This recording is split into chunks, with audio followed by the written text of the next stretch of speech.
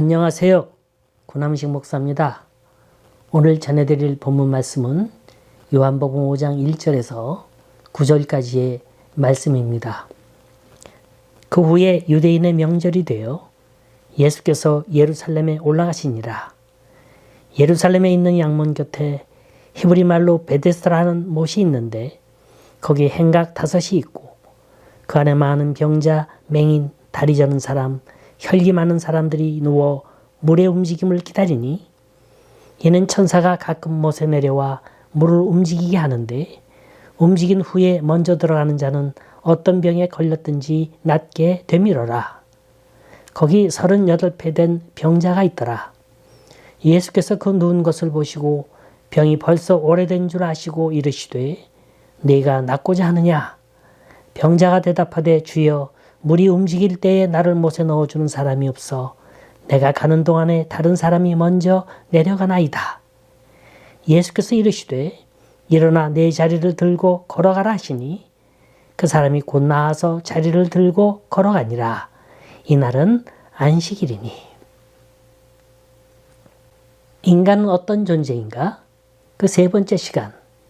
인간은 내일을 기다리는 존재입니다. 우리의 인생은 기다림의 연속이에요. 신앙생활도 크게 다르지 않습니다. 우리가 날마다 기도의 응답을 기다리고 병 낫기를 기다리고 문제 해결을 기다리고 믿음의 성숙을 기다립니다. 허나 기다림은 재미나는 놀이가 아니죠.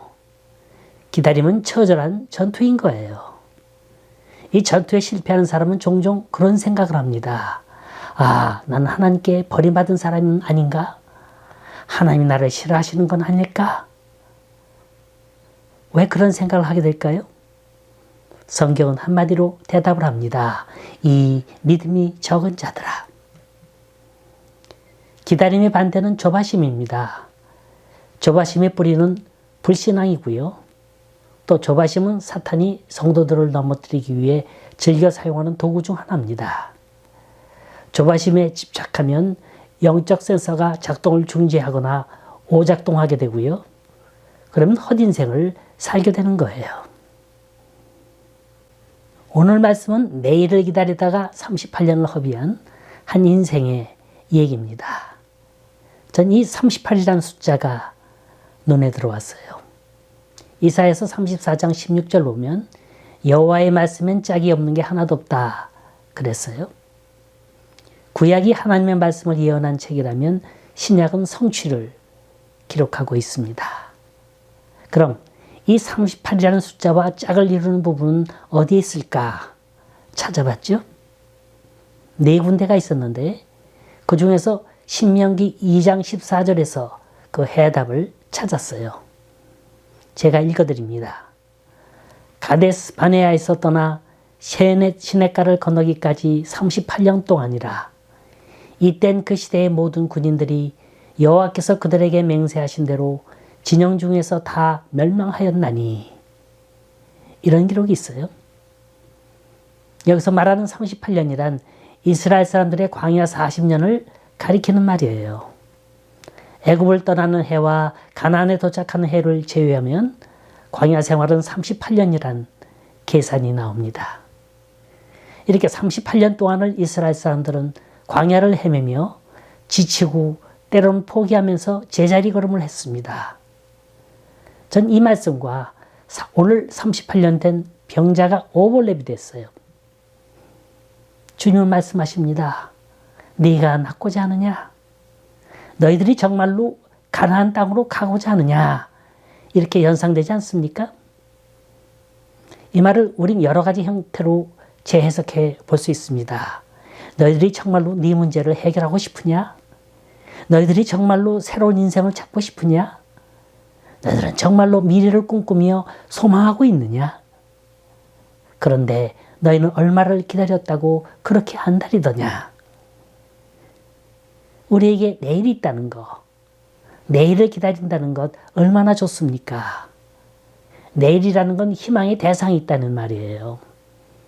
과거의 아픔도 현재의 고통도 바로 내일이라는 게 있기에 그 순간순간을 견딜 수가 있는 겁니다.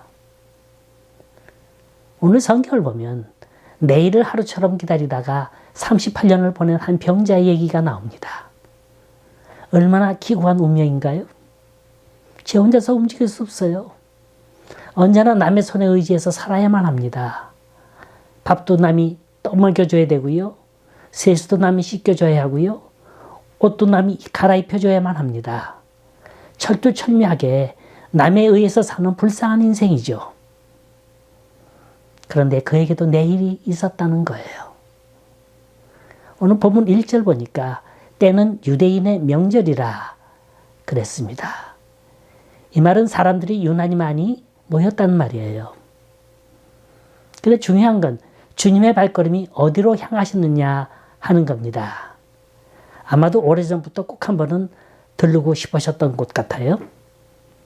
그것이 바로 전설의 연못 베데스다 연못입니다. 이 연못은 마치 미국의 옐로스톤 파크처럼 뜨거운 물이 가끔 땅속에서 울컥울컥 솟아오릅니다. 아무튼 이게 언제 솟아오르는지 모르지만 이 연못에 제일 먼저 뛰어드는 사람만이 병이 낫는다는 거예요. 그 연못 주에는 얼마나 사람들이 많았을까? 30명? 50명? 아니면 그 이상? 이건 대단한 경쟁이 아닐 수 없습니다. 그렇다면 이 38년 된 병자 주위엔 누가 있었을까요? 이 사람은 혼자서는 움직일 수 없는 사람이에요. 남의 도움이 필요한 사람입니다. 과연 누가 이 사람을 도와주겠습니까? 아무도 없어요. 그저 남들 잘 되는 거 구경만 하고 사는 사람이에요. 남들이 병이 완쾌되어서 가는 모습을 보며 야, 참으로 부럽다. 이렇게 자위하고 사는 사람입니다. 인생의 절반을 병 고쳐보겠다는 일념 하나로 기다려봤지만 어떻게 보면 희망이 절벽인 사람입니다. 38년이 아니라 평생을 기다린다 해도 그에게 기회는 찾아오지 않을 거예요. 그런데 주님의 발걸음이 바로 그에게 멈췄어요. 그리고 묻습니다. 네가 이 병을 낫기를 원하느냐? 네, 낫기를 원합니다. 그런데 내가 물이 한 번씩 움직일 때마다 낫기를 원해서 가지만 다른 환자들이 먼저 내려가서 치료한 받고 난 아직까지 치료받지 못했습니다. 이 환자 얘기를 가만히 들어보면 나름대로 최선은 다한 사람이에요. 노력은 해볼 대로 다 해봤어요. 하지만 어쩔 수가 없었어요. 그래도 언젠가는 기회가 오겠지 하면서 꾸준히 기다렸습니다. 그 언제가 될지 모르지만 반드시 소원이 이루어질 줄 믿고 내일을 기다리는 정신, 바로 이것이 주님의 마음을 움직였어요. 내 자리를 들고 걸어가라.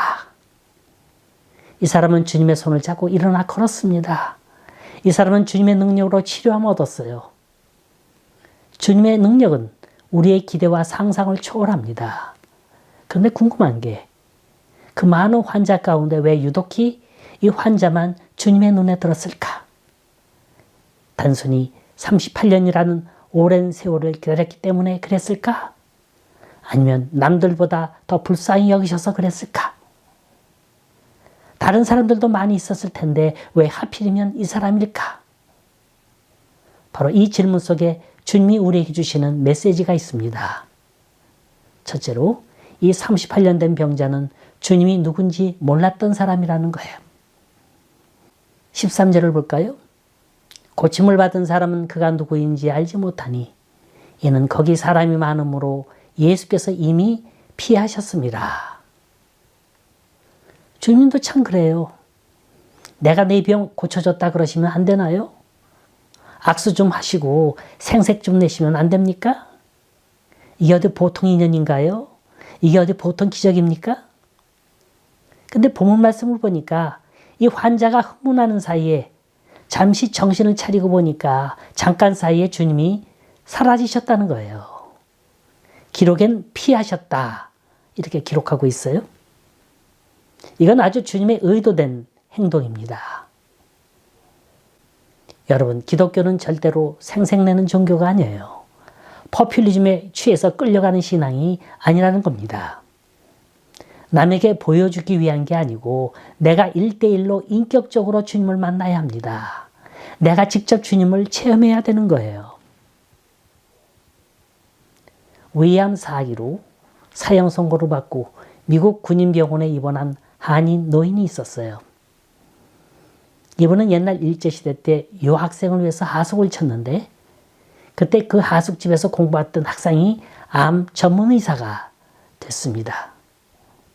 이분이 사랑받는 세포는 암을 이긴다는 책을 쓴 김영준 박사입니다. 한의학과 약의학에서 둘 다 박사학위를 받은 분이에요. 암 분야에 있어서는 아주 권위자이죠.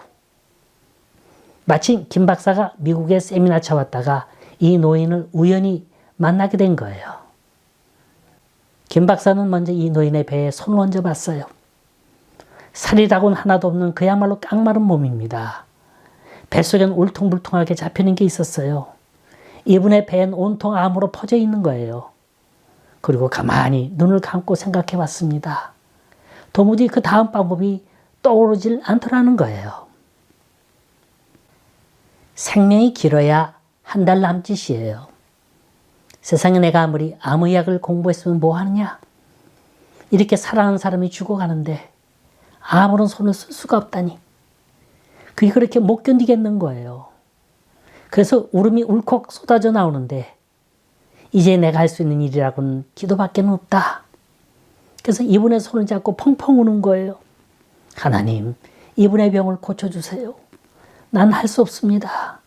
이미 의학의 한계는 벗어났습니다. 엉엉 울 때 그 눈물이 뚝뚝 떨어지면서 환자의 손을 적십니다. 환자도 따라서 울어요. 허나 이게 기적의 순간이었다는 걸 누가 알았겠습니까? 성령이 역사하시는 순간이었어요. 김 박사도 몰랐어요. 아무도 몰랐어요. 그러다가 김 박사가 가방을 뒤지는데 그 속에 말라리아 약이 있었어요. 이 약은 남태평양을 다닐 때 풍토병에 대비하기 위해서 갖고 다니던 약이었습니다. 김 박사가 내놓을 약이라고는 이 약밖에 없었어요. 그래서 그걸 내놓으면서 하는 말이 아버님, 이건 제가 독일에서 갖고 온 새로운 약인데요. 한번 드셔보시죠. 물론 거짓말입니다. 의사로서 이런 거짓말을 하고 있다는 게 아니 신앙인으로서 이런 거짓말을 하고 있다는 게 도무지 견딜 수가 없었어요.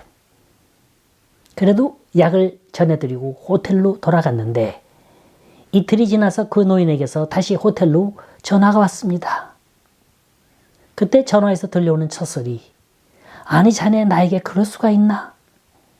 이 소리를 듣고 김 박사는 가슴이 뜨끔했답니다. 그도 그럴 것이 위암 말기 환자에게 말라리아 약을 놓고 왔기 때문이에요. 그래서 사과하고 변명을 하려고 하는데 말을 잇기도 전에 이보게 어서 그 약을 더 내놓게. 돈은 얼마든지 줄 테니 그 약 좀 주게나. 얘기를 자세히 들어보니 이분은 그 약을 먹고 난 후 뭔가 목에 당기더라는 겁니다. 그래서 미음 한 사발을 먹었어요. 이 때문에 가족들이 비상이 걸렸습니다. 아, 이제 마지막으로 돌아가시려는가 보구나. 그런데 미음을 먹고 한 20분쯤 곤히 자다가 일어나더니 다시 배가 고프더래요. 그래서 미음 한 사발을 또 먹었습니다. 바로 이때부터 이 노인이 원기를 회복하기 시작하는데 하루 이틀 지나면서 무척 모습이 좋아졌어요. 그래서 다시 미군 병원에 들어갔죠. 엑스레이를 찍었어요. 그런데 기적같이 딱딱한 암덩어리가 줄어들고 있더라는 겁니다. 이건 소위 암 전문의가 내린 진단입니다. 여러분 정말로 말라리아 약, 이 키네가 이런 약효가 있었을까요? 그 누구가 키니네 먹고 암을 고쳤다고 말할 수 있을까요? 여러분 무엇이 이분의 병을 고쳤다고 생각하십니까? 하나님의 사랑인 거예요. 이 의사가 혼신을 다해 암덩어리를 붙들고 기도했을 때 이 사랑의 힘이 암세포에 작용을 한 겁니다. 우린 암하면 죽을 병이라고 말합니다. 그래서 방사선 치료를 하고요. 이 부분을 도려내려고 합니다. 그러나 우리에게는 보이지 않는 방사선이 있습니다. 사랑이 들어있는 생명의 광선이에요. 사랑받는 세포는 암덩이를 녹이듯이 사랑이 들어있는 생명의 광선은 치료하지 못할 병이 없음을 믿으시기 바랍니다. 사랑받는 인생은 주님께 간곡히 매달리는 인생입니다. 나을 줄 믿고 이루어질 줄 믿고 될 줄 믿고 의심 없이 기다릴 때 주님의 놀라운 계획은 하나둘 이루어질 겁니다. 우린 이런 사실을 보고 믿을 수 없다고 합니다. 하지만 기적은 2000년 전 예수님이 계실 그 당시에만 일어나는 게 아니에요. 지금도 일어나고 있어요. 믿음만 있으면 되는 거예요. 주님이 보시는 건 외형적인 모습이 아닙니다. 내면 속에 흐르고 있는 그 애타는 부르짖음이 주님의 발걸음을 멈추게 만드는 거예요. 여기 성경에 나오는 이 병자는 얼마나 볼품없는 사람인지 몰라요. 38년 동안 긴장하면서 이 연못가를 떠나지 않았어요. 모르긴 해도 목욕이나 제대로 했는지 머리나 제대로 감았는지 모릅니다. 그의 몸에서 냄새나요. 꾀지제해요. 그의 육체와 외모는 보잘것없습니다. 하지만 그가 하는 말 한마디 한마디가 주님의 마음을 움직인 거예요. 그는 이미 주님의 은혜를 넉넉히 받을 만한 준비를 갖추고 있었던 거예요. 누군가가 불만 갖다 붙이면 엄청난 에너지를 일으킬 수 있는 힘을 지니고 있었어요. 이 사람은 그동안 주님을 단순히 몰랐던 것뿐입니다. 허나 그에게 내일을 기다리는 열정이 있었습니다. 지금 우리에겐 신앙의 연조가 짧다, 길다 이게 문제가 아니에요. 설사 간 믿기 시작했다 할지라도 여기 38년 된 병자처럼 진실성만 있으면 됩니다. 오늘도 내 마음을 흔들며 내가 낫기를 원하느냐, 너에게 말 못할 아픔이 있느냐 이렇게 물으시는 주님의 음성을 들을 수만 있으면 되는 겁니다. 바로 이런 분이 내일을 기다리고 있는 분이요 소망이 있는 분이라는 걸 믿으시기 바랍니다. 두 번째로 이 병자는 안 될 줄 알면서도 끊임없이 시도해왔던 노력의 사람이었어요. 이 긍정적 마인드가 얼마나 중요한지 모릅니다. 올림픽 경기장의 육상 경기 트랙입니다. 수많은 관중들이 환호하는 가운데 한 여자 단거리 육상 선수가 출발점에 서 있었어요. 그녀는 길게 몇 번 호흡을 가다듬은 후 목표 지점을 응시한 채 계속해서 무언가 혼자서 중얼거립니다. 그녀는 몇 분 후 1등으로 골인을 해요. 그녀는 과연 어떤 마법의 주문을 외운 걸까요? 여러분 그런 광경 많이 보셨을 거예요. 농구 선수가 프리드로를 던지는데 공을 던지기 전에 뭔가 혼자서 중얼중얼거립니다. 꼭 스포츠 경기만이 아니에요. 수천 수만 명이 모인 공연장에서 노래를 부를 성악가가 무대 뒤에서 뭔가 중얼중얼거립니다. 이걸 심리학용어로 자기 암시 어포메이션이라 그럽니다. 이건 내면의 잠재의식을 일깨워서 자신의 육체와 정신 상태를 자기가 원하는 상태대로 작동시키고자 하는 거예요. 이게 바로 우리의 내면을 컨트롤하는 방법이라 그러는데 이게 그렇게 효과가 있나 봅니다. 전 오늘 본문을 읽으면서 이 38년 된 병자의 심리 상태를 살펴봤어요. 주님을 만나기 전과 만나고 난 이후의 차이가 어떤 게 있을까? 물론 이 환자는 주님이 어떤 분인지 몰랐을 거예요. 허나 이 환자는 자기 암시가 있었습니다. 아주 좋은 긍정적인 암시죠. 본문을 자세히 읽어보세요. 그는 노력형의 사람이었어요. 물이 동할 때마다 자포자기하지 않았습니다. 그는 이 속에서 가느다란 가능성을 봤어요. 누군가가 분명히 와서 도와주리라고 생각했고 자기는 반드시 낫는다는 확신이 있었습니다. 그래서 뻔히 안 될 줄 알면서도 연못으로 내려갔다 이렇게 고백하고 있어요. 이렇게 신앙은 열심히 있어야 합니다. 땀을 흘려야 하는 거예요. 오늘날 많은 의사들이 환자들을 대하면서 공통적으로 하는 말이 있습니다. 아무리 죽을 병이 있는 환자라도 살겠다고 하는 의지와 희망만 있다면 그 사람의 생명은 다소나마 연장이 될 수 있다고 합니다. 치료가 가능하대요. 문제는 포기하기 때문에 절망하기 때문에 고칠 수 있는 병도 못 고치고 마는 거예요. 절망이 거듭되면 소망의 섬도 무너지고 맙니다. 절망의 파도가 계속 치면 생활의 모든 게 흔들리고 맙니다. 38년이 아니라 내일 세상의 마지막을 맞는다 할지라도 끊임없이 내일을 향해 내려가야 하는 거예요.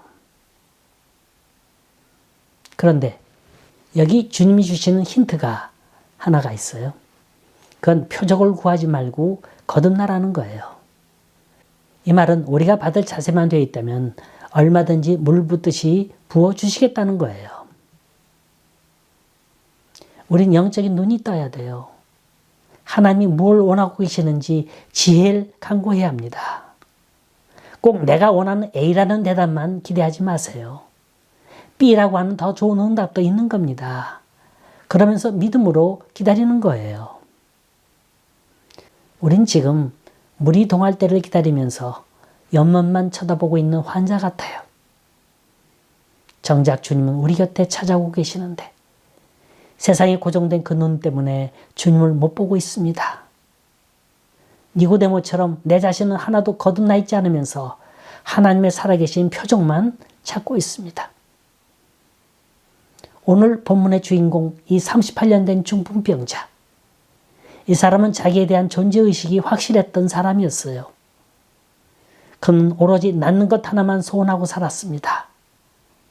하지만 자기 힘으로, 자기 의지로 되는 게 하나도 없었어요. 그래서 주님을 향해서 하는 말이, 주여, 물이 동할 때 나를 못에 넣어줄 사람이 없어 내가 가는 동안에 다른 사람이 내려가나이다. 이 말을 영어로 직역하면 I have no man to help me. 날 도와줄 사람이 한 사람도 없다는 말이에요. 이 말은 되게 고독한 사람이 즐겨 쓰는 말입니다. 여러분, 맨날 우리의 아픔, 우리의 고통 붙잡고 걱정만 하고 있으면 무슨 도움 됩니까? 주님은 언제나 진실한 사람, 노력하는 사람, 인내하는 사람 편에서 역사하고 계십니다. 하늘은 스스로 돕는 자를 돕는 거예요. 자, 지금 여러분이 앉은 그 자리, 그 삶의 현장이 주님이 찾아오시는 베데스다 연못이 되길 바랍니다. 그래서 주님의 도움을 기다리는 모든 사람마다 내일의 희망을 창조하고 내일의 꿈을 뒤바꿔 놓는 역사가 일어나기를 주님의 이름으로 기원합니다.